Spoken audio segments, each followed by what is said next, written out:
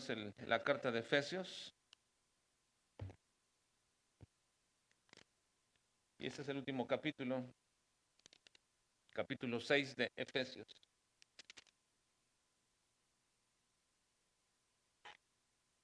El tema general de toda la carta que hemos estado estudiando y observando, hermanos, es que esta carta nos habla de la historia y el destino de la iglesia del Dios glorioso. Hemos visto su pasado eterno, su futuro eterno, y ahora estamos observando lo que es el presente. Recuerden que el presente de la iglesia comienza desde que Cristo la comenzó a establecer en su ministerio y no ha culminado el presente de la iglesia. El presente de la iglesia sigue hasta que Cristo venga por ella. Así que tenemos 2000 años de presencia de la iglesia en esta tierra y esos 2000 años tienen que ser dirigidos desde el principio por los ordenamientos que el Señor quiere respecto a su iglesia, los propósitos, las formas en que el Señor quiere para su iglesia. Así que estamos ahora en el capítulo 6 y vamos a este capítulo 6 vamos a subtitularlo como la autoridad de Cristo sobre nuestras relaciones. La autoridad de Cristo sobre nuestras relaciones. Ahí veremos todo el capítulo bajo esta temática. La autoridad de Cristo sobre nuestras relaciones es la parte A. Así iremos dividiendo, ¿verdad? Parte A, B, C, para culminar todo este capítulo. Pero vamos a ver la autoridad de Cristo sobre nuestras relaciones. Y hoy veremos versículos 1 al 4, padres e hijos sometidos al Señor. ¿Lo tienen ya su pasaje, hermanos? Efesios capítulo 6. ¿Lo tienen? Muy bien, vamos a leerlo, por favor, versículos 1 al 4, todos juntos, leamos juntos. Hijos, obedeced en el Señor a vuestros padres, porque esto es justo. Honra a tu padre y a tu madre, que es el primer mandamiento con promesa, para que te vaya bien y seas de larga vida sobre la tierra. Y vosotros, padres, no provoquéis a ira a vuestros hijos, sino criadlos en disciplina y amonestación del Señor. Así que vamos a observar hoy esta mañana, hermanos, esta tarde, esta noche, a los padres y a los hijos que están sometidos al Señor. Efesios capítulo 6, hermanos, es la continuación de una línea temática que Pablo inició en el capítulo 5. En el capítulo 5, versículo 21, dice, capítulo 5, versículo 21, en su Biblia un poquito atrás, dice el apóstol Pablo, someteos unos a otros en el temor de Dios. Comienza haciendo esta declaración, someteos unos a otros en el temor de Dios. Y luego de ahí viene toda su enseñanza respecto a la esposa, al esposo, pero sobre todo la iglesia y a Cristo. Y está hablando de un sometimiento. Así que en realidad, hermanos, la línea temática de Pablo desde el capítulo 5 y todo este capítulo 6 tiene que ver con esto, con el sometimiento. Pero en el capítulo 6 hay un sentido específico de ese sometimiento y Pablo va a desarrollar esta situación, hermanos, aplicándola a otras relaciones que podríamos llamar hasta cierto punto domésticas. Es decir, no solamente tiene que ver con el matrimonio. Vamos ahora a hablar precisamente acerca de los padres y los hijos y también el trabajo. Y esto que Pablo está haciendo, hermanos, desde el capítulo 5, que viene el apóstol Pablo hablando de todo esto, crea la estructura de todo un tema que se conoce como el Código Doméstico Cristiano. Así se conoce históricamente. El Código Doméstico Cristiano. ¿Qué abarca? A las esposas y a los maridos, capítulo 5. Hijos y padres, capítulo 6, 1 al 4. Siervos y amos, capítulo 6, versículos 5 al 9. Y sobre todo, hermanos, la cuestión también tiene que ver con la lucha espiritual del creyente todos los días. Lutero, hermanos, usó ese término de código cristiano doméstico porque siguió la costumbre greco-romana de cómo ellos hablaban filosóficamente de cómo debería de ser el orden dentro de la casa. Ellos pensaban, en cierta manera, cómo debería de ser el orden dentro de la casa. Y al parecer, Pablo quiso explicar en esos mismos términos ese orden, pero ahora bajo una estructura diferente que es precisamente en el Señor. Y en este punto, hermanos, precisamente este código doméstico cristiano nos habla de algo diferente completamente. Ya no nos habla de una forma cultural de tratar dentro de la familia, ni de una forma común de tratar dentro de la familia. El apóstol Pablo trae algo relevante, algo nuevo a la mente y a la vida de las personas respecto a una nueva forma de entender todo esto.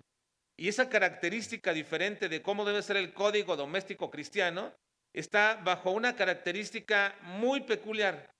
Cada relación, ya sea marido o mujer, ya sea padres e hijos, ya sea siervos y amos, cada relación debe estar siempre bajo un punto muy esencial. Todos deben de estar sometidos al Señor.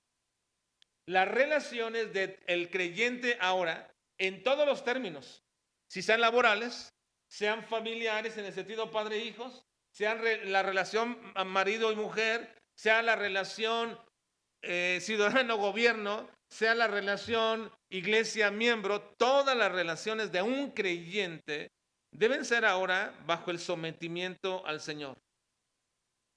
El orden de la casa, de la vida de un cristiano, en todas sus relaciones, van a depender siempre de cómo se somete uno al Señor. Y este patrón, hermanos, aparece en Colosenses también, exactamente, y aparece en la primera carta de Pedro. El principio de sumisión mutua no se cancela de ninguna manera en el sentido de cancelar la autoridad de alguien. El principio de someternos unos a otros no está cancelando, hermanos, de ninguna manera el rol que cada uno tiene como padre, o como hijos, o como siervos, o como patrones, como sea. El sometimiento unos a otros se explica según cada relación que se va a seguir y que el apóstol Pablo nos va a decir en todas las partes de su explicación en el capítulo 6. Así que entonces Pablo nos va a enseñar de la misma manera cómo es que este sometimiento al Señor nos lleva a someternos unos a otros y en qué forma. La sumisión mutua de Efesios capítulo 5, versículo 21 es el principio cristiano de toda esta carta, de toda esta parte relacional, de toda esta parte de las relaciones del creyente, el principio de sometimiento unos a otros. Y luego entonces Pablo va a describir cómo se manifiesta ese principio según el rol que tengas. ¿Eres un hijo? ¿Cómo se manifiesta? ¿Eres un padre? ¿Cómo se manifiesta? ¿Eres un amo? ¿Cómo se manifiesta ese sometimiento? ¿Eres un siervo? ¿Cómo se manifiesta? ¿Eres un cristiano? ¿Cómo se manifiesta ese sometimiento? Así que entonces Pablo ya acaba el apóstol Pablo de enseñarnos cómo es este principio dentro del matrimonio. Lo vimos hace algunas semanas. La esposa se somete al esposo. El esposo no se somete de la misma manera a la esposa, sino que se somete también a Cristo. Es decir, de manera sacrificial, ama a su esposa porque está sometiéndose a Cristo. Ahora, esto ya lo vimos hace semanas pasadas. Y como ya hemos explicado en otras enseñanzas, a veces los capítulos, hermanos, rompen la unidad temática y del pensamiento. Porque el capítulo 6 no debe haber comenzado aquí. El capítulo 6 debe haber comenzado precisamente en el versículo 10. Porque si en el versículo 21 el apóstol Pablo del capítulo 5 dice, someteos unos a otros en el temor de Dios, y luego explica cómo se debe someter la mujer al esposo, y luego cómo los hijos a los padres, y cómo los siervos a los amos, entonces toda la unidad de pensamiento está girando alrededor de esto. Así que el capítulo 6, este no es ningún error de la Biblia, simplemente es quien lo dividió hace muchos años, lo dividió de esta manera. Lo debe haber puesto en el capítulo 6 al iniciar el versículo 21 del capítulo 5 o bien al versículo 10. Pero la idea es esta, hermanos, que no perdamos la idea, o el punto es este, que no perdamos la idea de que estamos hablando de un principio de sometimiento. Así que el capítulo 6 de Efesios en lo personal, y les puedo decir, hermanos, que en lo personal, el capítulo 6 de Efesios es uno de los capítulos más prácticos que me han servido en mi vida cristiana. Desde que aprendí este capítulo de memoria a los 14 años, que lo aprendí, fue uno de los primeros capítulos que me aprendí de memoria. Había un concurso para ir a un campamento gratis y nos aprendíamos este pasaje. Y obviamente nosotros éramos en la casa bastantes, ¿verdad? Y no podíamos ir todos al campamento, así que mi padre podía pagar nada más uno o dos, cuando mucho, y yo si yo era el tercero, entonces casi nunca iba a los campamentos. Iba mi hermana y mi hermano mayor, que está Héctor, ¿verdad? Siempre iban ella, mi hermana y mi hermano. Y siempre decía, quería ir, y cuando escuché de pronto, el próximo año el campamento, quien se aprende el capítulo 6 de Efesios, le pagamos el campamento. Y entonces me lo aprendí, pero no era el único. Eran otros 10 más, ¿verdad? Entonces tuvimos que concursar. Pero recuerda bien esto, lo traigo a colación esto porque en aquel tiempo que aprendí este pasaje, esas palabras del apóstol Pablo, que el Espíritu Santo lo guió a escribir, ha sido una marca, un lindero y una herramienta que ha guiado mi vida cuando empecé a establecer relaciones. Primero, laboral. A los 17 años, mi primera experiencia de trabajo, aprendí bajo eso cómo debe ser mi comportamiento como un trabajador. Después, mi relación matrimonial, en la cual también aprendí precisamente que la única novia que iba a tener iba a ser mi esposa. Y comencé con esto. Después mi relación con mis hijos. Y por supuesto, hermanos, en muchos momentos de toda mi vida, las indicaciones que el apóstol da para soportar el día malo ha sido un aliciente muy especial. He pasado por muchos momentos de días malos. El día del ataque del enemigo y también cómo utilizar la armadura de Dios han sido infinitamente útiles para soportar, hermanos, la lucha espiritual que todos los creyentes estamos enfrentando día tras día tras día. Todos los creyentes enfrentamos una lucha espiritual, hermanos, y es sumamente importante que sepamos cómo utilizar la armadura de Dios. Así que es lo que iremos viendo durante todo este mes. Estas relaciones que tenemos, tanto personales, laborales, familiares, pero también en lo espiritual. Porque aunque no establecemos una relación nosotros, y yo no quiero estar luchando con el diablo, sin embargo, hermanos, esa lucha es real.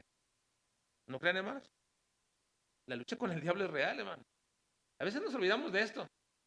Estamos tan empecinados en las circunstancias de nuestra vida que nos olvidamos que en realidad, hermanos, todos los días las luchas con las huestes espirituales de maldad son una realidad. Y a veces pensamos, hermanos, que, bueno, normal, es la maldad del mundo, es esto. Pero, hermanos, las luchas con el diablo y con sus huestes espirituales es una realidad. Y pensamos que a veces esas derrotas que tenemos son mínimas porque pensamos que, bueno, me equivoqué, bueno, pero no te das cuenta que hay muchas cosas. La Biblia dice, no tiene lucha contra carne y sangre. No está luchando contra ese hermano, esa hermana, contra aquel familiar, contra aquel vecino, sino contra principados, contra potestades, contra los gobernadores de las tinieblas de este siglo, contra huestes espirituales de maldad. Así que, hermanos, vamos a observar en todo este capítulo cosas muy prácticas para nuestra vida. Comenzamos con los versículos 1 al 4, padres e hijos sometidos al Señor. Versículo 1, por favor, leamos una vez más. Todos, versículo 1.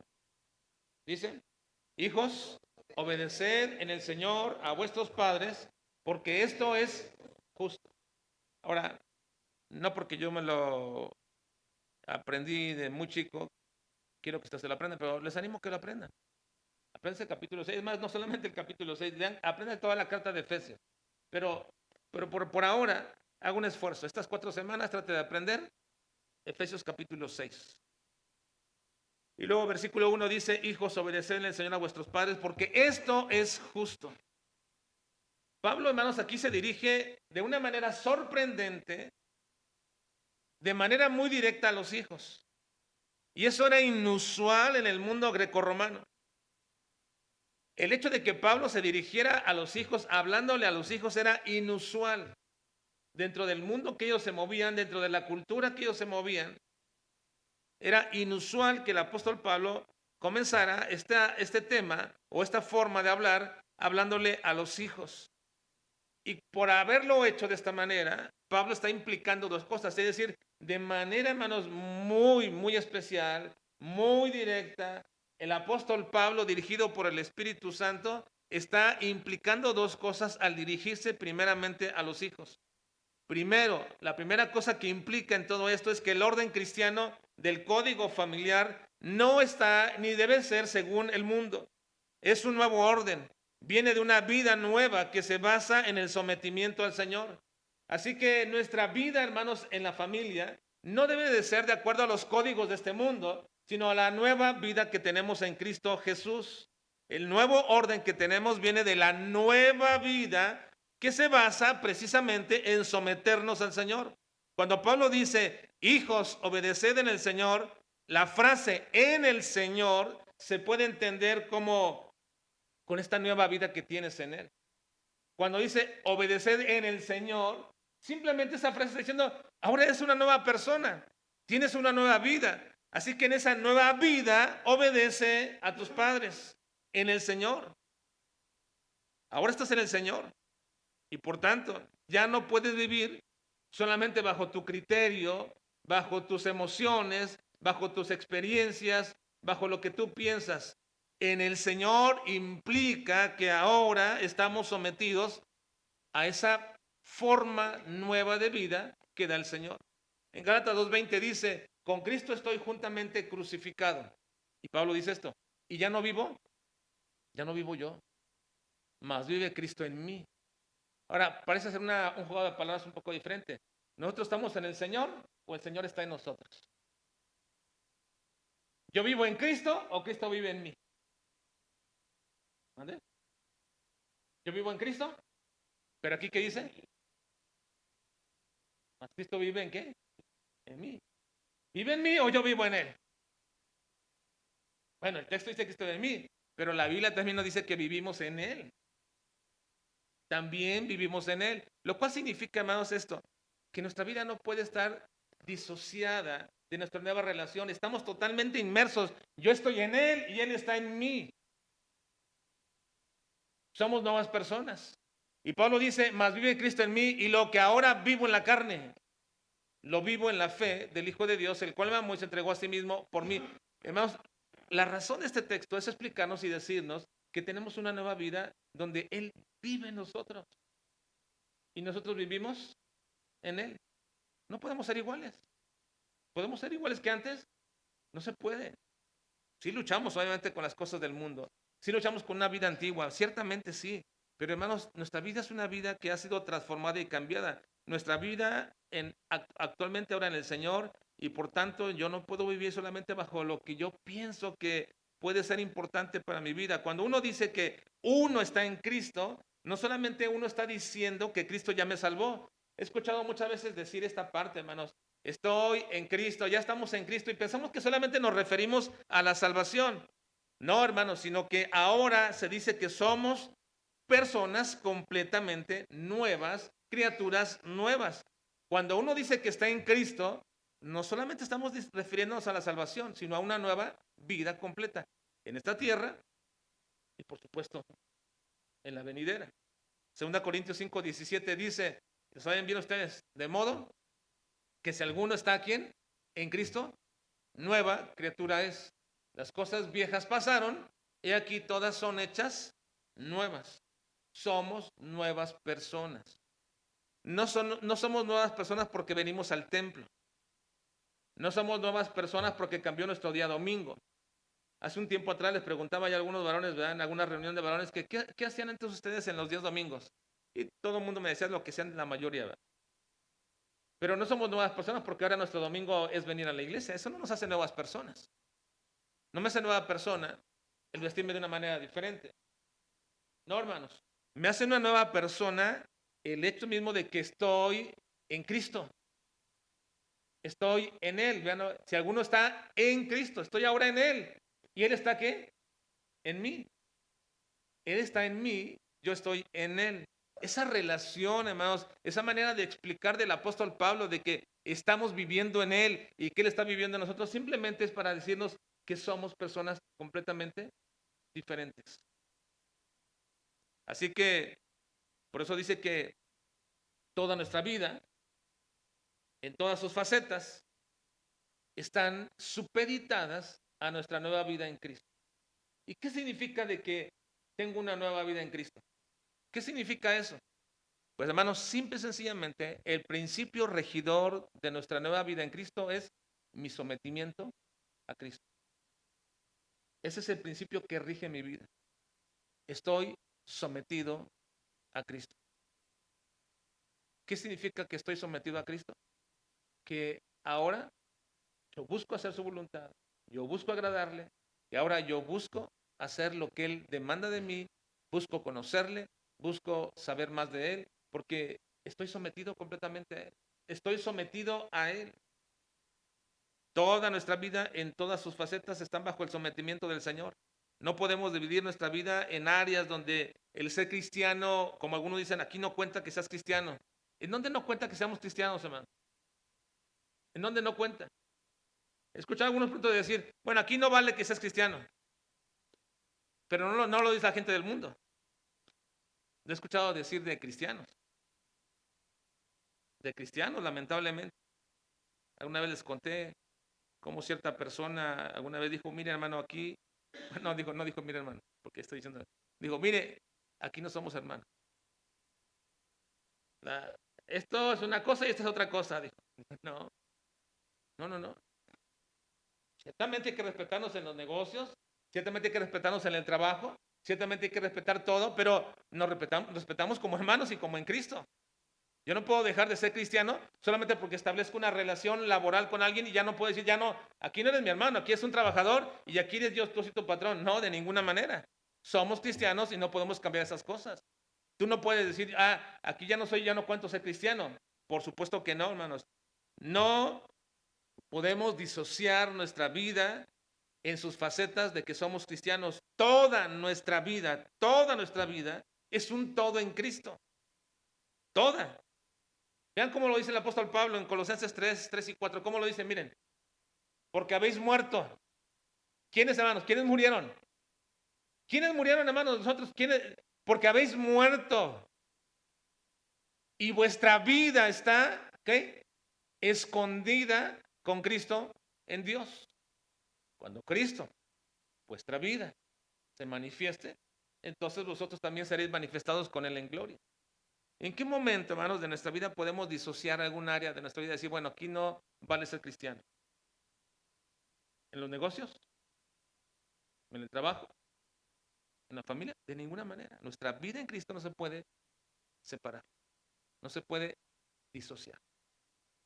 Ahora, esta es la primera implicación que el apóstol Pablo da, hermanos, cuando dice y se dirige a los hijos. ¿Por qué el apóstol Pablo se dirige a los hijos? Bueno, porque el orden, algo no tan común, pero el orden es un nuevo orden en Cristo. ¿Por qué? Porque está sometido a Cristo. Pero la segunda implicación de dirigirse a los hijos, en primer lugar, es que el apóstol Pablo está hablando, dirigiéndose de esta manera, a los hijos como algo inusual entre la gente de esos días, para dar a entender que el orden dentro del cuerpo de Cristo incluye a toda la familia y que toda la enseñanza que Pablo da no solamente es para algunos, sino para toda la familia. La enseñanza que el apóstol Pablo da debe incluir también a los hijos. Es una situación muy autoritativa del apóstol Pablo, con una autoridad del Espíritu Santo. Imagínense, el apóstol Pablo, hablando en una predicación, en una enseñanza, y dirigiéndose directamente a los hijos. A ver, todos los hijos aquí pónganse de pie. Me refiero, bueno, todos somos hijos, pero a los hijos que se refiere bajo el papel de padre, madre, y luego los hijos aquí dentro del hogar. Y luego decirles, esto es lo que me manda el Señor a ustedes. Esto es lo que viene del Señor a ustedes. Esta es la ordenanza que tengo de parte de Dios para ustedes. Les pongo al frente y les digo, esto es lo que Dios les va a demandar a ustedes y quiere que ustedes hagan. ¿Qué es? Hijos, obedeced en el Señor a vuestros padres. Honra a tu padre y a tu madre. Así que entonces, hermanos, el apóstol Pablo está dirigiéndose de esta manera para decirle a todo el cuerpo de Cristo que es la iglesia, que la enseñanza es integral y que debe ser dirigida para todos. Por lo tanto, dentro de la iglesia, ellos deben saber que Dios también les habla a nuestros hijos, hermanos. Tenemos que hacerles ver esto a nuestros hijos. Por más pequeños que sean, tenemos que decirles, hijo, estate quieto, hijo, cállate, porque Dios te está hablando a través de la palabra. O bien, ¿qué hacemos muchas veces?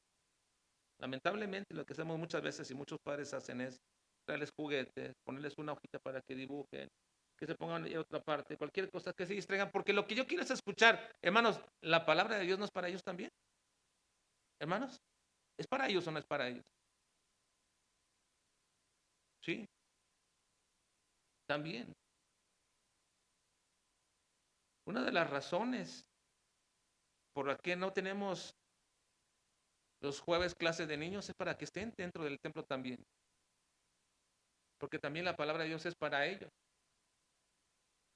Pero si yo lo que quiero es simplemente entretener a mis niños para que ellos hagan lo que quieran, pero que me dejen escuchar a mí, estamos perdiendo, hermanos, el enfoque que el apóstol Pablo. Pablo está diciendo, hijos. Entonces está hablándole directamente también a los hijos. Y los hace parte integral de la enseñanza dentro de la iglesia. Y es importante para ellos que ellos sepan que Dios también les está hablando. No hay excepción. Nuestros hijos deben escuchar la enseñanza de la palabra dentro de la iglesia. Es cierto que todo padre debe enseñarles en su casa, como vamos a ver en un momento. Pero dentro de la iglesia, ellos deben saber que Dios también les habla a ellos y que los insta, los exhorta a obedecer los mandatos divinos y a seguir el orden establecido por Dios. Deben saberlo y escucharlo con autoridad. Deben oír la palabra de Dios de quien la predique, pero como si fuera la palabra del Señor mismo para ellos. Deben oír y captar ellos también, poniendo atención que Dios les está hablando también a ellos. La obediencia a la cual se demanda aquí, hermanos, no se basa solamente en la autoridad paterna. Un hijo no debe obedecer a sus padres solamente porque su padre tiene autoridad para poder someterlo en ello, sino más bien la obediencia debe ser la relación que tiene este niño con Cristo. Ahora, cuando dice obedecer en el Señor, un hijo no puede ser verdaderamente obediente a sus padres si primeramente no es obediente al Señor. Porque si comienza, un hijo no puede ser obediente a ti si primero no es obediente al Señor. Por ello es que en el segundo versículo se alude un mandato en específico para los hijos. ¿Cuál es ese mandato que el Señor quiere que los hijos que están aquí obedezcan? No, hay pocos hijos aquí en este momento. Me refiero a hijos con sus padres, ¿verdad? Hay pocos. Tenemos a Jenny, Samuel, a Iker, medio, tenemos a, no, ya no, ya no lo tenemos, a Manuelito, ya está. Pero tenemos acá más hijos, a Yumi, a Miriam, Sarita, sin más, Pau y Noé. Son pocos niños, pocos hijos. Pero escúchame, por favor, hijos que están aquí. ¿Cuál es el mandato que el Señor te dice que debes obedecer? Versículo 2. Leamos. Dice, honra a tu padre y a tu madre, que es el primer mandamiento con promesa. Honra a tu padre y a tu madre, que es el primer mandamiento con promesa. Pablo está citando, hermanos, el quinto mandamiento de Éxodo 20:12. En Éxodo 20 dice, honra a tu padre y a tu madre para que tus días se alarguen en la tierra que Jehová tu Dios te da. El apóstol Pablo está citando el quinto mandamiento de Éxodo 20:12, mostrando la continuidad entre la ética del Antiguo Testamento y el Nuevo Testamento, lo que Dios demanda para un hijo. Honrar al padre y a la madre no solamente implica que obedezcan, por supuesto, esa es una parte de honra muy especial, que obedezcan, pero también incluye el respeto, incluye el cuidado y el reconocimiento del rol que Dios ha dado a los padres y a los hijos. Ahora, cuando eso no es el aliciente importante para un hijo de obedecer a sus padres, entonces Pablo tiene que recordarles que en esa obediencia que ellos tienen hay una bendición inherente a la obediencia. Todo hijo obediente tiene una bendición inherente. ¿Cuál es? es el primer mandamiento con promesa. Dice el versículo 2, perdón, el versículo, estamos en el Efesios capítulo 6, versículo 3, para que te vaya bien. Bueno, pero dice anteriormente, versículo 2, que es el primer mandamiento con promesa. Primer mandamiento con promesa. Porque en la ley del Señor, este es el primer mandamiento que se relaciona con una recompensa específica. Cuando dice tal cosa, inmediatamente le pone a la obediencia, honra a tu padre y a tu madre, le pone inmediatamente una promesa ahí. ¿Cuál es esa promesa? Versículo 3. ¿Cuál es la promesa? Para que te vaya bien y seas de larga vida sobre la tierra. Nos dice que esa promesa se refiere a la largura de días. Ahora, sin tratar, hermanos, de desviarme, porque el tema es la relación padres e hijos sometidos al Señor, pero sin tratar de desviarme de manera muy rápida, lo que quiero hacer, hermanos, es explicar cómo es que este pasaje no contradice una verdad teológica que siempre preponderamos aquí, hermanos. Este pasaje no contradice la verdad teológica de que nuestros días ya han sido determinados por el Señor desde nuestro nacimiento. Dios determinó la cantidad de días de nuestra vida. ¿La determinó? Ahora, no solamente en términos generales, como cuando dice Moisés respecto a la edad del hombre. ¿Cuántos son la edad del hombre supuestamente, hermanos, del ser humano? Bueno, 70, y en los más robustos, 80. Pero no se refiere a la cantidad de días generales, no. Se refiere a la cantidad de días específicos que cada uno de nosotros cuando nacimos, Dios determinó que esos serían nuestros días. Dios determinó qué día naceríamos, Dios determinó qué día moriremos. Esa es una verdad sobre la soberanía de Dios. Dice Job capítulo 14, versículo 5. Ciertamente sus días están determinados y el número de sus meses están cerca de ti.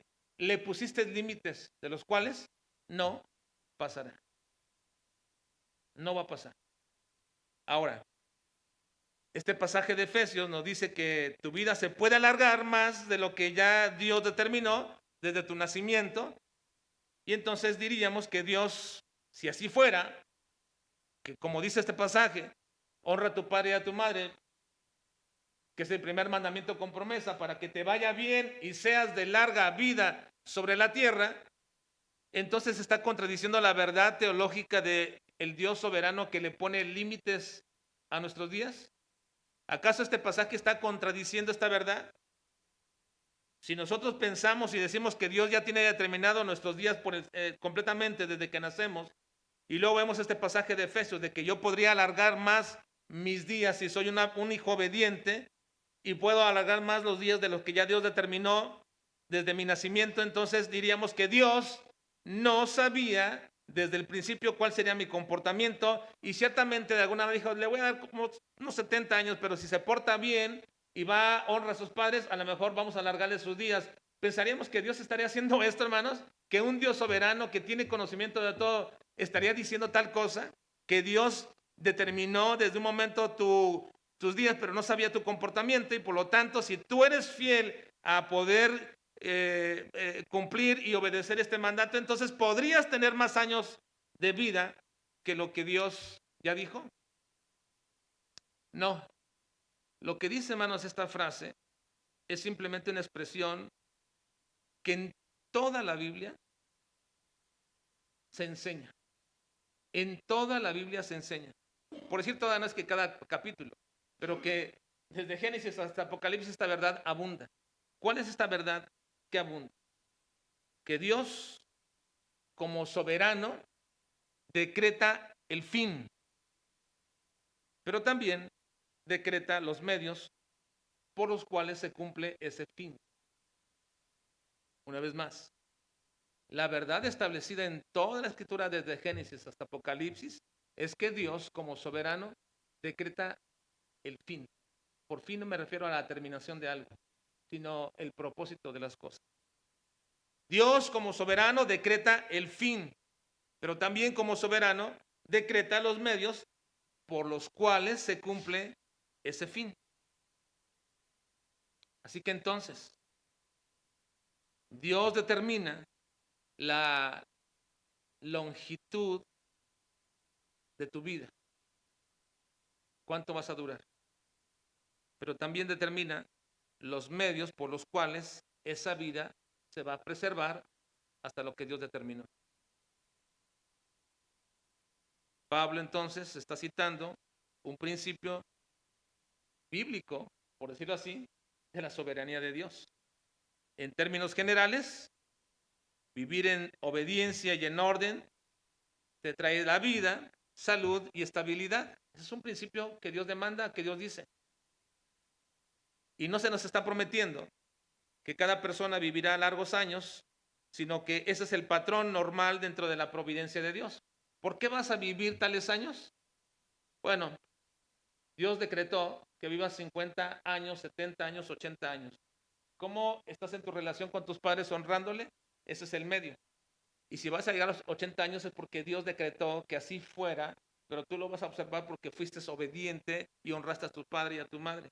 Ahora, en lugar de 80 años estás viviendo 30, 40 años y en relación con tu obediencia y honra a tus padres no lo hiciste, esa es la manera como Dios ha determinado que tú no vivas más años.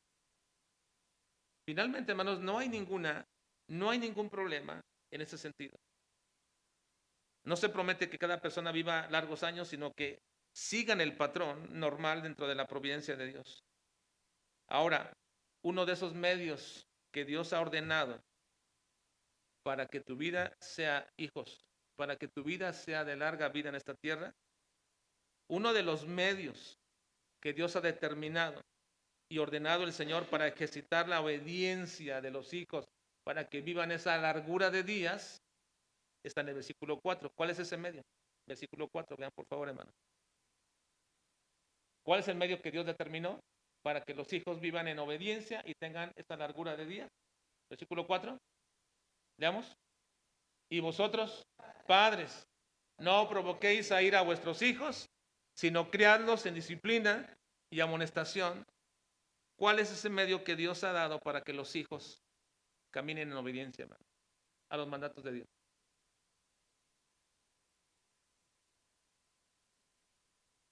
¿Cuál es el medio que Dios determinó para que se cumpla el fin de un hijo, el propósito de un hijo de ser obediente?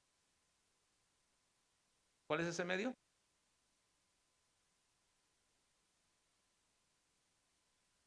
Todo eso, pero el medio que Dios le dio a los hijos es los padres. Los padres, hermano. El medio que Dios determinó para que los hijos sean obedientes, el medio es Dios. Que Dios dio es los padres. Ahora, no quiero dar una clase de lo que es la crianza en esta ocasión. Creo que todos aquí, hermanos, la mayoría aquí, ya hemos escuchado mucho sobre la crianza de los hijos. Métodos, formas y maneras de criar. Y así que solamente voy a hacer un hincapié en cómo que el apóstol Pablo está hablando sobre una tensión natural en relación entre los padres y los hijos. Los hijos tienen que ser obedientes debido al mandato del Señor de honrarles y sean de larga vida sobre la tierra. Y el medio que Dios dio para que los hijos sean así son sus padres. Ahora esos padres deben de criarlos en disciplina y amonestación del Señor. Pero hermanos, hay una tensión natural entre la crianza de los hijos y los padres. ¿Cuál es esa? La tensión, hermanos, de criar en disciplina para ejercer la obediencia y disciplinar de alguna forma provocando ira a los hijos. Por eso el apóstol Pablo toma esto, dice, y vosotros padres no provoquéis a ira a vuestros hijos, sino criadlos en disciplina y amonestación del Señor. ¿Qué sucede, hermanos, cuando un padre disciplina a sus hijos? ¿Es grato para el hijo? ¿Es grato para los hijos? No, no es grato. Ningún hijo se siente gratificado y alegre y gozoso cuando sus padres lo disciplinan. Aun cuando comprenda que eso es necesario, ¿qué hijo se siente muy agradecido porque ahora me va a tocar a mí mis nalgadas? Ninguno, ¿verdad? Ningún hijo se siente así. Ninguno. Y sobre todo cuando de pronto los papás Yo creo que a todos ustedes les decían esto, pero decían, hijo, lo que va a pasar ahorita me va a doler más a mí que a ti. Y tú decías, ¿cómo te puede doler más a ti que a mí? Si me dices, a mí yo soy el que yo voy a recibir, ¿cómo te va a doler más? Hermanos, hay una tensión entre en la crianza de padres e hijos, porque la disciplina no es agradable al hijo, pero es necesaria. Y sin embargo, hermanos, esa tensión se exacerba más todavía, se hace más grande, se hace más fuerte, se hace más difícil cuando, cuando disciplinas y el hijo se aira, se enoja, ni siquiera llora. Hay ciertos hijos, hermanos, que cuando son disciplinados por una mala disciplina a veces o equivocación en hacerlo, los hijos son provocados a ira. Y en este versículo Pablo reconoce dos realidades que conviven en esta relación de los padres y los hijos. Dos realidades que no podemos nosotros obviar. Primero, la autoridad legítima que tiene un padre para disciplinar y formar a sus hijos. Es una autoridad delegada por parte de Dios. ¿Que se nos quiere quitar hoy día? Sí, de muchas maneras. Las leyes, las costumbres y la moralidad en la cual nos estamos moviendo, los entornos nos quieren quitar esa autoridad delegada por Dios para disciplinar a los hijos. Pero Pablo dice que todo padre tiene autoridad legítima de parte de Dios para disciplinar a sus hijos. Y segundo, lo que el apóstol Pablo aquí es también la fragilidad emocional y espiritual de un hijo, que puede ser dañado por un ejercicio distorsionado de la autoridad del padre. Puede ser dañado. Pablo pone esas dos cosas. Tu padre tiene la autoridad legítima de parte de Dios para crearlos en disciplina y amonestación. Y los hijos pueden ser frágiles y pueden ser también dañados por un mal ejercicio de la autoridad. Y es justamente, hermanos, entre estas dos realidades que surge la tensión natural de la relación padres-hijos. Es una relación natural, padres e hijos. Esa relación natural entre la disciplina, el enojo, entre la autoridad y el oponerse a esa autoridad. Esa tensión entre la autoridad y la sensibilidad se manifiesta en que la disciplina limpia, da firmeza, da estructura y pone límites. Y son necesarios para formar la obediencia, el carácter y el respeto de la autoridad. Pero la misma disciplina también podría tornarse dañina si se ejerce con dureza, si es excesiva, si humilla, si es inconsistente, si se hace en enojo o se hace bajo un legalismo. Pero también demasiada suavidad en la disciplina resulta en hijos sin límites, inseguros, desobedientes, y demasiada dureza en hijos resentidos, temerosos y distantes. ¿Cómo hacerle, hermanos? ¿Cómo hacerle? Todos los padres estamos en esa tensión. Y Pablo no elimina la autoridad, pero tampoco permite el abuso de ella. Así que dice, criadlos en disciplina. Usa la palabra payeda. Incluye la corrección, formación, instrucción y límite. Y luego dice, pero no provoques a ira. Y esa palabra paragonexiste significa no le causes amargura, no le causes frustración y resentimiento. Así que Pablo no está prohibiendo la disciplina, sino lo que está prohibiendo es disciplinar de manera que se destruya el corazón del hijo. Ahora Pablo une ambas ideas, disciplina con ternura, con autoridad y con amor. Pero hermanos, la naturaleza caída, tanto del Padre como del Hijo, la naturaleza caída del Padre y del Hijo es un problema grande.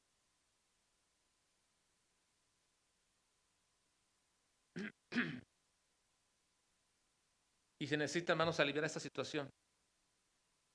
¿Y cómo se hace? Bajo el mismo principio, hermanos, bajo el mismo principio que Pablo viene manejando desde Efesios 5. ¿Cuál es el principio? Sometimiento al Señor. Sometimiento al Señor. ¿Cómo aliviamos esa tensión, hermanos, de la relación padres e hijos? Disciplina, que ayuda y disciplina que destruye. Sometimiento al Señor. Porque la meta no es controlar al hijo. La meta es formarlo a la imagen de Cristo. La meta de un padre, hermano, no es tener el control de sus hijos y que digan, aquí me obedecen y miren cómo los tengo a todos, ¿verdad? Me obedecen. No, hermanos. La meta es formarlos a la imagen de Cristo. La instrucción debe acompañar la corrección, debe explicar, debe orientar, debe escuchar. Pero sobre todo, hermanos, sobre todo, debe mostrar la gracia de Dios y del Evangelio a través de la disciplina. De esta manera, nosotros conducimos a nuestros hijos al conocimiento de Cristo. Un padre que no disciplina está prácticamente enviando a sus hijos, un padre cristiano que no disciplina, está enviando prácticamente a sus hijos a la perdición de este mundo y posiblemente de su alma. Un padre que disciplina excesivamente puede también hacer lo mismo. Así que, ¿cómo hacemos, hermanos, con todo esto? Cuando me someto al Señor, porque mi propósito, hermanos, es mostrarles la gracia del Evangelio y llevarlos al conocimiento de Cristo. Los padres deben ser un reflejo del carácter de Dios Padre. Sin esta formación, hermanos, dentro de los hogares cristianos, es casi imposible. Es casi imposible que un hijo sea conducido por sus padres a Cristo. Sin esta formación correcta, es casi imposible que un hijo sea conducido por sus padres a Cristo.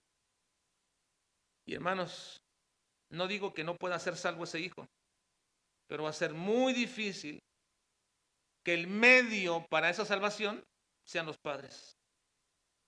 Y en esto hay que tener mucho cuidado, hermano, de no querer que nuestros hijos sean salvos porque quiero apresurarme a temprana edad.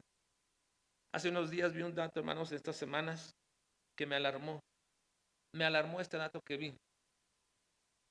Decía que alrededor del 70% de los adultos cristianos, que dicen ser cristianos, dicen haber recibido a Cristo entre la edad de 4 a 12 años.